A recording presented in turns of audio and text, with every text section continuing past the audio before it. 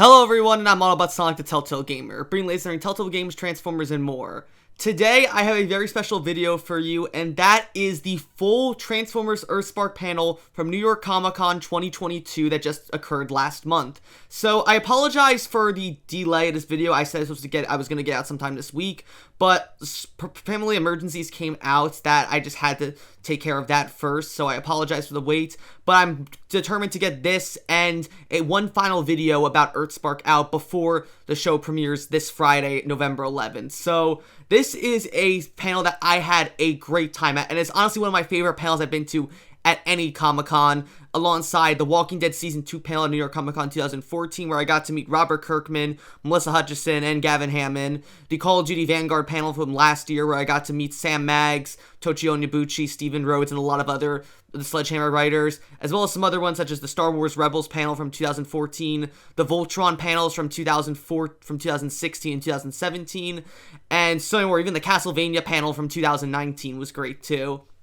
And this panel was just absolutely great. We got to meet a lot of the cast and crew of Transformers EarthSpark at this panel, specifically Dale Malinowski and Ant Ward, the executive producers of the show, who also previously worked on Rise of Teenage Mutant Ninja Turtles. We got to meet Sydney Michaela, the voice of Robbie, Zeon Broadnax, the voice of Mo, Diedrich Bader, the voice of Mandroid, and Sissy Jones, the voice of Alita 1, and I had an absolutely great time. The panel was divided into 3 parts. The whole panel was about an hour to an hour and 10 minutes long, and each part was divided into about 20 to 22 minute segments. The first 20 minutes was dedicated to just interviewing the cast and crew of EarthSpark, just talking about how they got involved with the show and what they're trying to do with their characters and so on. The next 20 minutes, which unfortunately I was not able to record, was the full screening of episode 1 of EarthSpark called Secret Legacy Part 1. If you want to know my thoughts on the first episode, go ahead and check out my review of the episode that I posted a few days ago. The link to that will be in a little card on the video and in the description below. And the final part was just a little, brief little summary as to what we can expect for the series going forward, and finally a Q&A with a bunch of the fans, which I myself got to ask a question as well. One thing that I was really excited, though, was I got to meet someone else who didn't necessarily work on EarthSpark, but was really important to the Transformers franchise as a whole, and that is Travis Arts, aka the voice of Cyberverse Hot Rod. Now, Travis Arts, unbeknownst to me, has been going to New York Comic Con for years now, and I just never knew he had been going to them.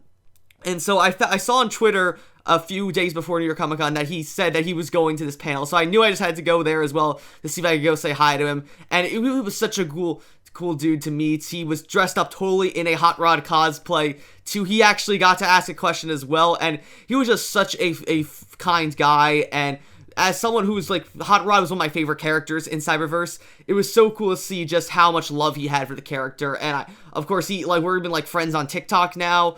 And it's just so cool to see, just how much love he has for the series. So, Travis, if you're watching this, because I know you're a big fan of my Cyberverse reviews, thank you so much for giving me the opportunity to meet you. You were such a cool dude. I'm probably posting, a picture we took together at after the panel ended. But, yeah, so without further ado, though, I hope you enjoy the full panel of Transformers EarthSpark at New York Comic Con 2022. If you like it, be sure to like, comment, and, of course, subscribe, and I will see you guys later. Enjoy the panel!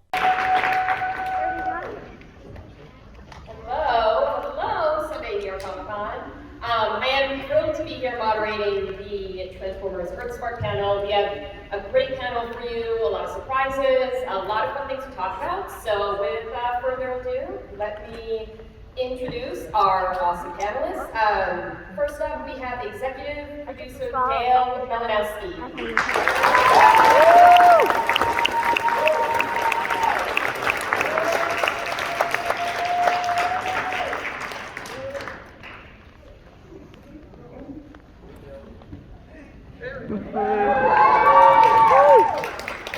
Next up, we have executive producer Ant Ward.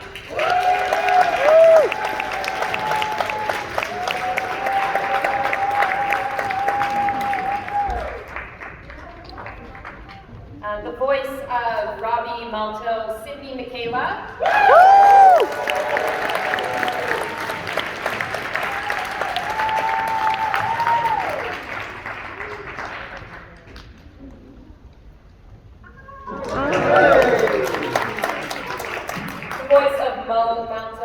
Zeon Broadnax.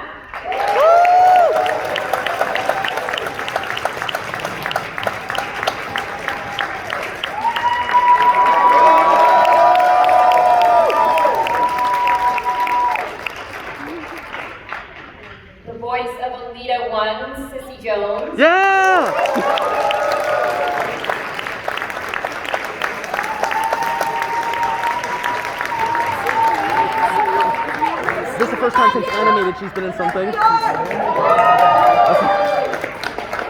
but not least, the voice of Mandroid, Diedrich Bader.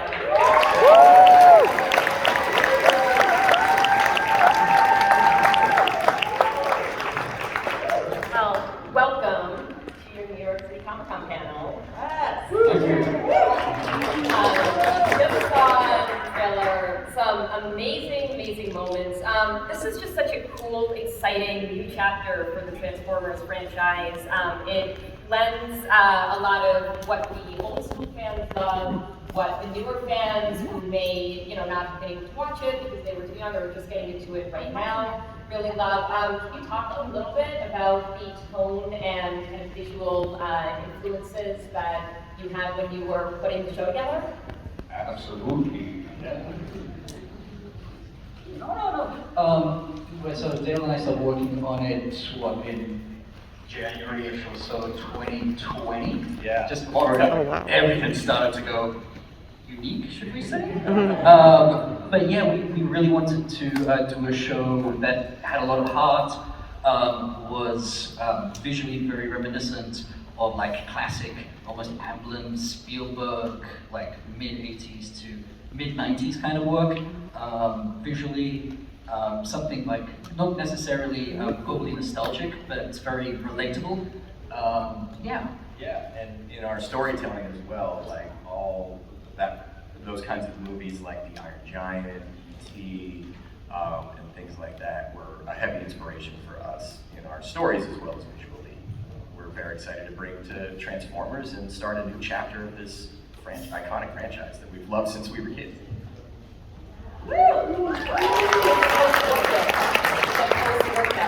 Makes it even more exciting because people are going to know what everyone's been up to. Well, yeah, I mean, Transformers is such a fantastic franchise, but we find that we want to, as far as storytelling goes, take a little bit of a unique spin on things, and instead of focusing on the eons war conflict that we're all very familiar with, what happens when you go after that? What is life after that? And what is the relationship of Cybertronians living on Earth with humans?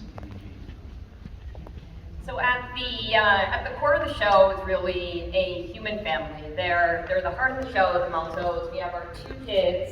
We have our two lovely kids as our heroes and window characters into the audience. And there's some new Transformer born on Earth, and they're adopted by your lovely family. Zion, Sydney, you guys play human characters, Mo and Robbie. But if you could convert, what kind of vehicle would your characters convert into, do you think? I'll let you take that one first, Zion. Okay, so if my character can convert into any vehicle, I would say she would convert into a truck, because she is the smallest one in the group, and trucks are usually pretty big. That's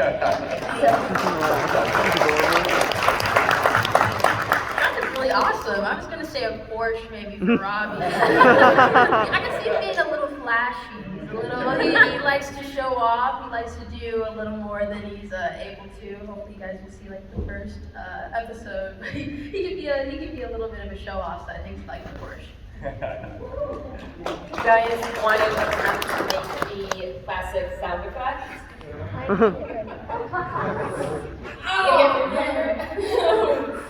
I don't know if I can do it justice. I don't know if I should do it now. I should Try it. You can do it. We'll do it with you. Yeah, the whole cast will be do it with me. Ready?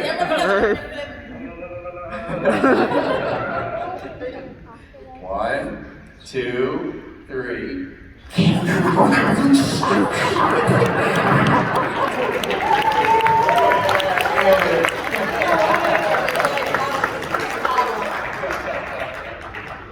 you guys both remember when you discovered Transformers? Was there like an entry point for you where you clearly remember you saw the show, or you played with the toys, or there was an older sibling who loved the series? Well, I remember the Transformers 2007 movie, so at that time I was 4 years old, and I remember watching it with my dad and being like, wow, this is pretty cool, like so much happening at once. And actually just Oh god, if they rewatched show it, and it Grimlock was in the just, show, I'm gonna be so happy. so much comedy, fun, adventure. I mean, to be part of this again, and like, you know, have it kind of reborn is so incredible, so I'm so grateful to be here. Kyle, what about you? Well, when I was younger, Yesterday then. me and my cousin were at his house and we were watching Transformers. And what we would do is we would be like, oh, I want to be this character, I want to be that character. And when we choose our character, we would like act it out and like try to do all the cool moves and stuff. And I was like, oh, okay, this is pretty nice. Now, Sissy. I was not 7 in. It's okay, neither was I. You are Optimus Prime's right-hand bot. You're kind of the second in command in the Autobots. Yes. Who do you think is a better mentor to the new Terrans? Is it Alita 1 or is it Bumblebee? And you can be biased, it's okay. I'm sorry, is there a question? Yeah, no, she's so good. Alita, clearly she's cool and Alita. Like, come on. Now, did you have to take a driver's test? Failed. Totally. Listen, it's overrated. Just get on the road and go. Driver's test, schmiver's test.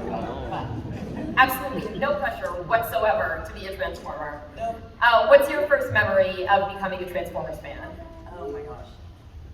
Like Inception, pretty much. I mean, I was in the 80s, and Transformers were everywhere, right? It was the #1 show on television, and then the movies came out, and like, it's always been a part of the zeitgeist, and it's forever. It's like Transformers and My Little Pony, always. Do you remember your reaction when you got the call that you had been cast as a new one and you were going to be a Transformer? Do you remember where you were, how you felt, the whole gamut of emotions? I do. I nearly peed my pants. I was at my friend Courtney Taylor's house, who's also a voice actress. She might be in the crowd here somewhere.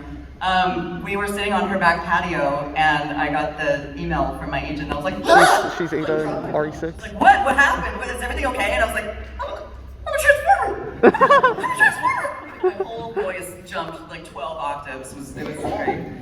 It's great blackmail for later. And I just, I was so excited. I have kids, and my husband is a huge Transformers fan. He has like one of the old 80s bots still in its packaging that will like never come out, and it's probably worth, a lot more than my house. And it was just that moment of like, this is why I do what I do. I love my job. I love my job. It's so fun. I mean, that's a pretty appropriate reaction. Now, you are a gifted robotic engineer. Kind of, yeah, you are. And also, the Transformers were kind of changed your life a little bit for your character. Oh yeah, I mean, what I love about my character is that he is ostensibly the bad guy of the series, but like my son, when we first were watching Teenage Mutant Ninja Turtles a long time ago, I think he was 3 or something, and he asked about Shredder, and I said, well, he's the bad guy, and he goes, well, good guys, bad guys, they just want different things. Wow. And I was like, no, they don't. Yeah, that's right. And what I love about Mandroid is that he really believes that he's trying to save the planet.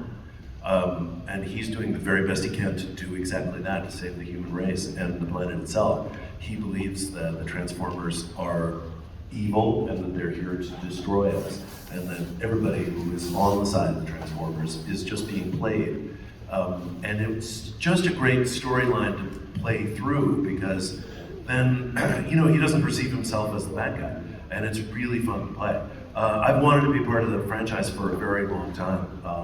So, I remember when I was working with Shia on, Surf's Up, and he said that he got it, and I was like, wow, they're doing a movie of Transformers. I don't know how that's gonna go.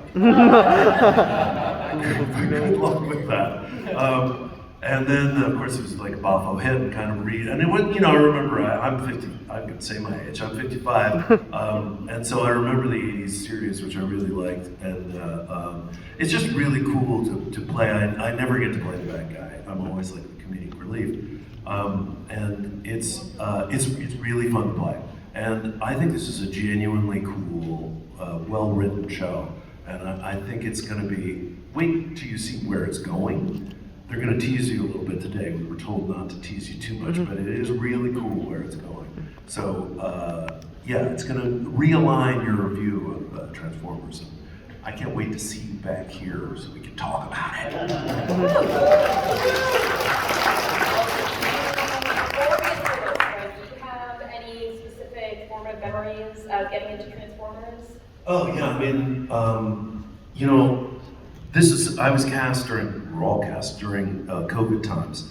And, so a lot of actors have said I used to have a home studio, right? So, but I use my wife's closet. So I get into her closet, put the carpet down, and that's where I auditioned for this. And I was like, I don't know, this is just so strange. Like, the idea that you're just alone, you don't go into a studio, you go into your wife's closet and record this whole thing, and then it goes off into that. And then when I heard about the job, I was like, no kidding, I got a job from my wife's closet. It's strange. And I almost gave you my microphone stand, didn't I? Yeah. You're like, does anybody have a mic stand? Yeah, because I'm not a technical person, so this is very overwhelming for me. My daughter helped set up the whole thing in my wife's closet, so it was like a family thing because we were all together for it. But yeah, when I got the call that I was in, I was like, hot damn, I get to play the bad guy. So Finally get to be a Transformer. I finally get to be part of the universe. Yeah, so it's really cool, and the action figure is really cool. So yeah, I'm very excited to be here, to be in New York City, the greatest city in the world, and to talk about the show. A little surprise for people. Should we show everyone here the first episode?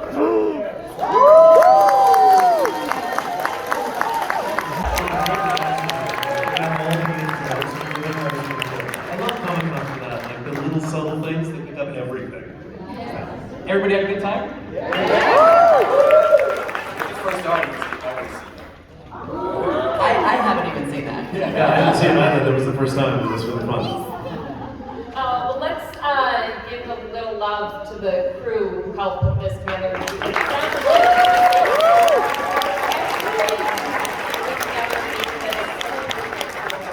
Absolutely. We made this entirely from home during quarantine. Over the last couple of years, we have crew all over the globe. Some might be in the crowd. Stand up, raise your hand if you're here. There's Candy. She knows all the secrets. All the secrets. But truly a global effort and across all teams and divisions. And that was the first time a lot of us have seen it, and first time we've heard the score, which is done by a composing team called Crush Effect, and sound design is done by our friends at Boombox Post. A lot of really incredible talent involved in this project from top to bottom. We've been really, really fortunate. And all our crew, other cast members who aren't with us today, but they're always in our hearts. Love those guys. About what we just saw, but no spoilers, really. But we talked about that little glowy rock that we saw, and kind of where if we're going to learn more about it, and maybe where it came from. Yeah, well, it's a rock. It glows. And it glows. Green. They find it in a cave. And it glows. It's a very important piece of lore. I'm tiptoeing around all the details here because we don't want to give too much away. As the show will get into what that is, where it came from, how it works, and how it fits into the show and helps Thrash and Twitch, the Terran's born and all of that. But it's a very big deal, and the more we get into it, I think you'll all understand. It's really exciting. I think it's safe to say it's a pretty big plot point for the show over the course of the first season. And Zion and Sydney, let's talk about those cool little cyber sleeves, which now I want one. I would like one. I'm just putting that out there for everyone. But Chloe Rock gave you some cool new accessories. They seem to bond you to Twitch and Rash, and to each other, really, which is really cool. Can you talk a little bit about, what those sleeves kind of mean for them and how they more or less work? Zion can help me out, but from my understanding, the sleeves help connect us, as well as to the Earthborn Terrans, to be able to read their emotions and then be able to kind of like act on them in a sense and be able to form this relationship. And I think Robbie really needs that because, as you can see at the beginning, he's feeling really disconnected from his home, from his friends. So I think this is actually a real way for him to feel family again. And they can probably do a lot more cool things that I'm assuming we're going to see as the series goes on. It's true. There's a lot of secrets that we don't want to give away quite yet, but these things do evolve over time and power up these kids in very fun ways and bond them to their siblings and make them a real team. That's a great answer. I'm just going to respond yes. I'm just going to say the one word. That's a much better answer than we know that Twitch and Rash ended up being adopted by you, which is really cool. In real life, have you ever dreamed of what it would be like if you had a Transformer brother or sister? Do you think your parents would let you keep them? If I actually had a Transformers robot as a sibling, I don't know if my parents would let me keep it, but if they wouldn't, I'd probably hide it in my closet or something, and then while they're sleeping, then I'll bring it out. Doesn't your cousin collect Transformers stuff? He doesn't collect them, but he does watch it. Yeah. I'm moving into college territory of learning to pay rent and things like that. So as long as my Transformer robot wants to take half, I'm absolutely. That was the best answer, by the way. I guess they kind of just paying rent to the Let's Transformer talk a little bit about Alita 1.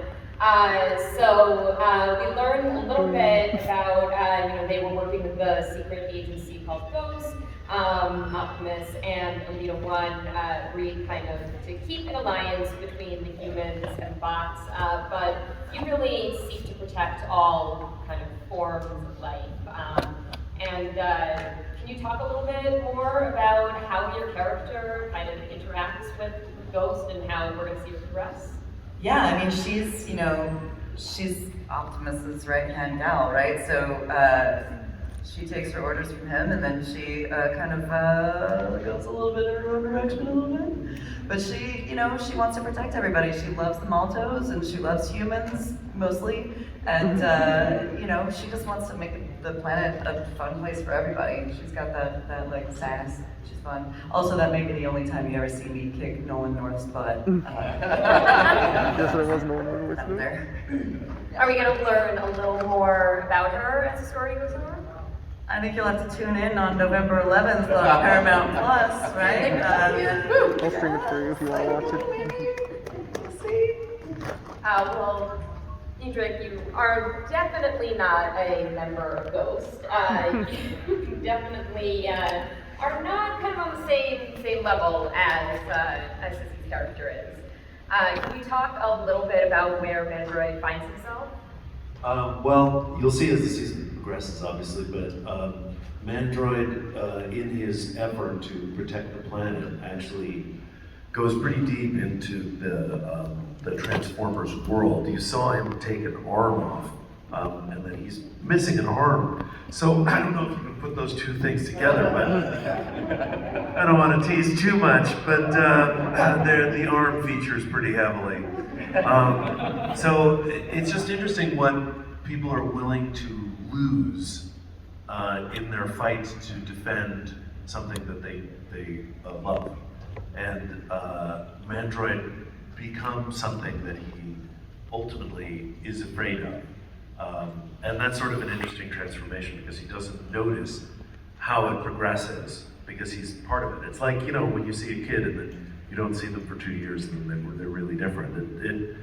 But the parents see the same child the whole time. So he transforms and in a way that is kind of unexpected. You'll see. It's very interesting. So because his perspective is just one of protecting the planet.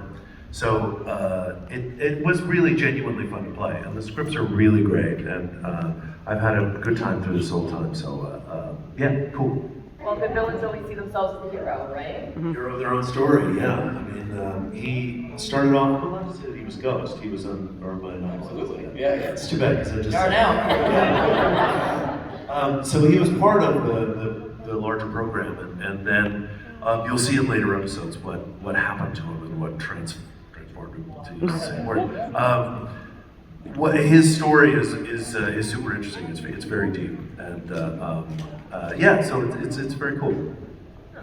Well, I think we have a little bit of time if anyone has an effect or tell us what you would convert into if you were a Transformer.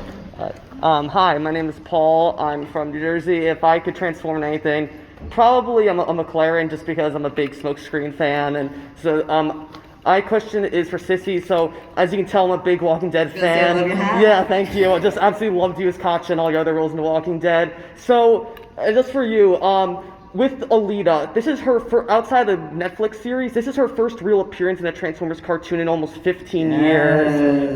Did you have any was there any like stress in making sure that this is like as Alita's big return to Transformers cartoons in almost 15 years? Was there like did you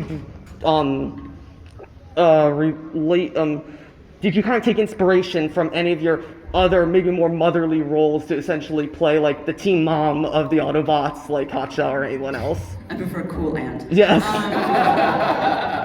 Well, now I feel stressed. I mean, the thing about what we do is there's always the opportunity to pay homage to what came before, but then to build on it with our own spin, right? And so the actresses who got to play her before did such an incredible job. And so when we actually got the scripts to audition, we didn't know what it was. It came under a fake name, all of the character names were changed. So I was just like, okay, here's this broad who's gonna come like kick some butt, take some names. All right, I can do that. And then when I learned it was Transformers, yeah, like I went back and watched some of the old stuff and some of the old clips, and I know some of the actresses from prior iterations, and I hope they feel I did her justice. I love her. Well, I certainly think you did. Thank you. Thank you. My question is for everybody here. Considering just how long Transformers has been around and how the fandom is there anything way that you're tackling this that would say be different if it was a completely original IP or original production that has no such backstory or no such history behind it? Well, we love the franchise as much as everybody else in this room, so there was a responsibility that we felt during the development phase to honor the franchise and all of the brilliant shows and movies and characters that are a part of it.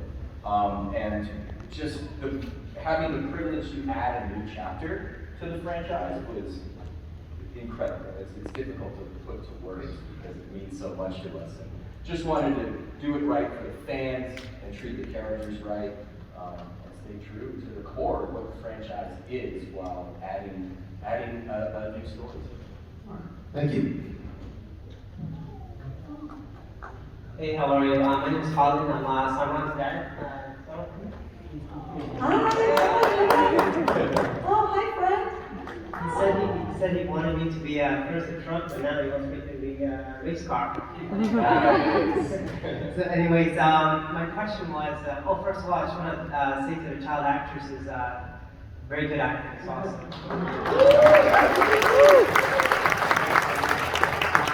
My question was, it shows some clips of the 80s Transformers. How does the Transformers, the movie, play, Transformers, the original movie from the 80s, play into this, and will Hot Rod be featured at all? I wish. You'll have to tune on 11/11. What was like? I grew up with the 80s show. Dale grew up with mostly Beast Wars, but also the 80s show.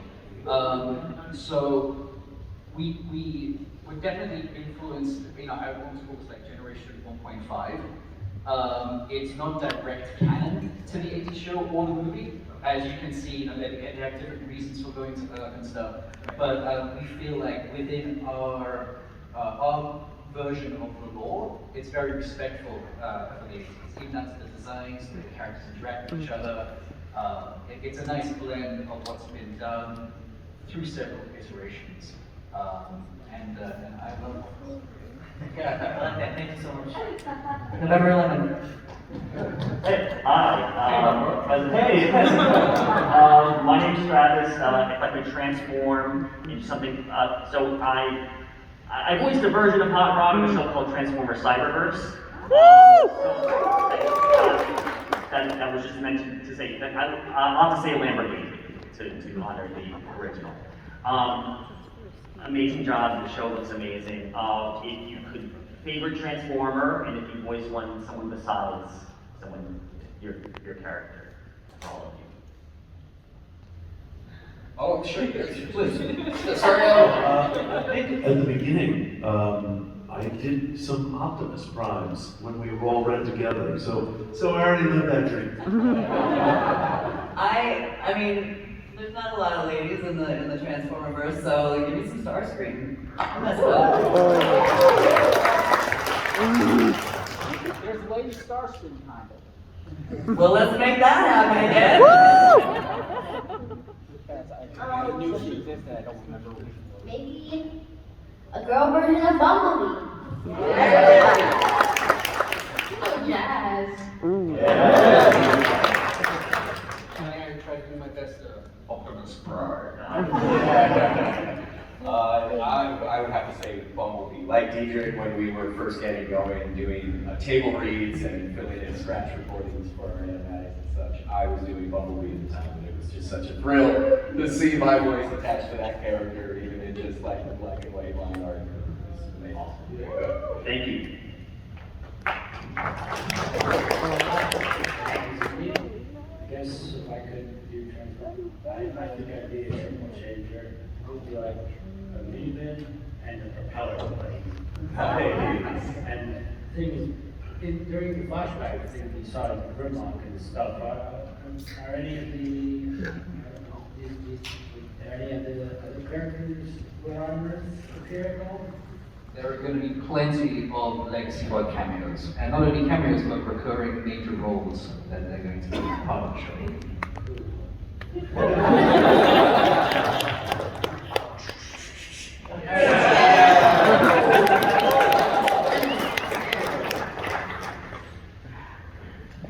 Name's Luis Javier Morgado, living in the city of New Jersey, and if I were to transform, I would say BMW. Anyways, now between the original Transformers and of course the current one, EarthSpark, there's like a lot of iterations of Transformer series. I have like a few personal favorites of mine, like say Beast Wars, Animated Prime, and the Robots in the Sky sequel.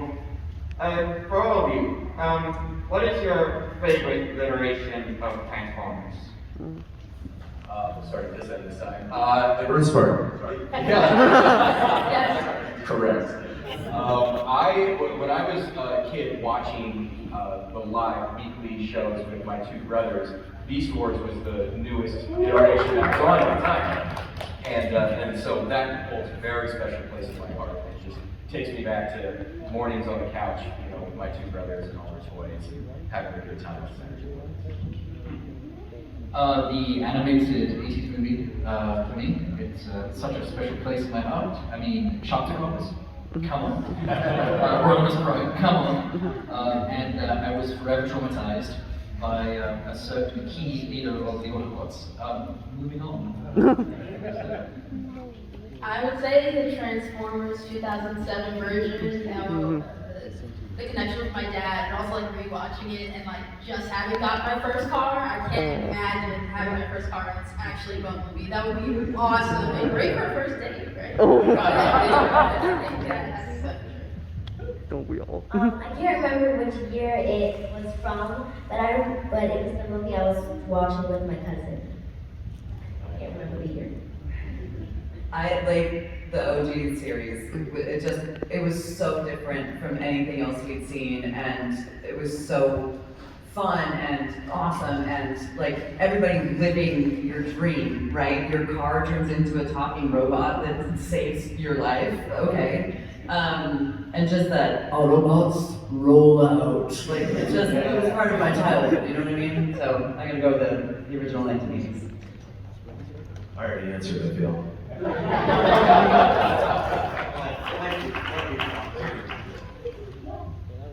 Dave from New Jersey. Optimus Prime is my favorite, so I have the same trunk. Just to be clear, which exit on the Pennsylvania Turnpike is but seriously, there's a lot of Beast Wars fans out there, and I don't know if you're playing on any Beast Wars characters EarthSpark, but if you guys could be any kind of Beast Wars animal, which animal would you like to transform into? Oh, Rhinox was one of my favorites, so I would love to be a Rhinox. That was incredible. To be adventurous. I mean, if I could just choose any animal, I'd like cheetah. I feel like If I could choose an animal, I would be a lion. Give me honey badger. Awesome. I don't know, I'd be a meerkat. They're always looking Thank you. My name is Larry from Tampa, Florida. If I could transform anything, it would the 2012 Honda Civic, because company in disguise, nobody will find it. I actually had a 2012 Honda Civic that got totaled, unfortunately, in 2012, the year I got it, which was sad. Please continue. I did want to thank you for 3 years, September 17, 1984. The original air date for the first series. That's my 5th birthday. It was my 5th birthday, so so the question is, the Great War has always been a huge part of every iteration of Transformers, but in this one, the Great War is over. Like, what was the decision to start a different kind of story after the Great War? Well, that, like you said, has always been such an integral part of the franchise and storytelling across all those iterations, so we wanted to respect and honor that. And then we were very excited to tell the next chapter of their lives and what was going on after all of those events, where catching up and where they are, what are they up to, what are the new challenges they're facing, who are the new people they're meeting, and what's next. And who are these characters placed outside of that familiar conflict? You know, the Decepticons still have very much a presence in the show. There's lots of legacy bots. There's going to be lots of. The war is over, but not everybody's moved on. Thank you. I think we have time for one more question. Hi, my name is Eamon. I live here in New York, in Queens. A couple of quick questions for Deidre and Sissy. Deidre, how fast would the entire whatever mystery plot of the show be solved by bringing the bold Batman? Thank you, that's very sweet of you. We've pretty damn quick. And Sissy, Lilith or Alita 1, who's the cooler aunt? I don't know, I think they're both capable of some good finger guns, man. I don't know. That's Sophie's choice. I can't. But thank you. My name is Kiana, and if I had to transform into anything, it would be a Cybertron fighter jet, like a Caesar. And my only question is Autobot or Decepticon? Autobot all day. Sub-Autobot faction Dinobot. I have to say Decepticon sound.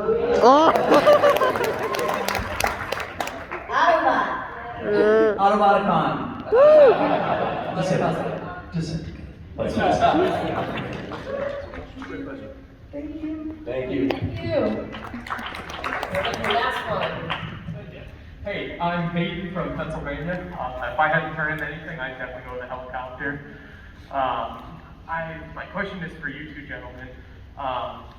Did you guys take any inspiration from other Hasbro properties like G.I. Joe or anything else? It looked like you did a little bit in the Human Alliance scene, so I had to ask. We love those other franchises, and so it's impossible to separate ourselves from them entirely. They just permeate our souls and our creativity. So I'll say, to some degree, of course. Awesome, thank you. Thank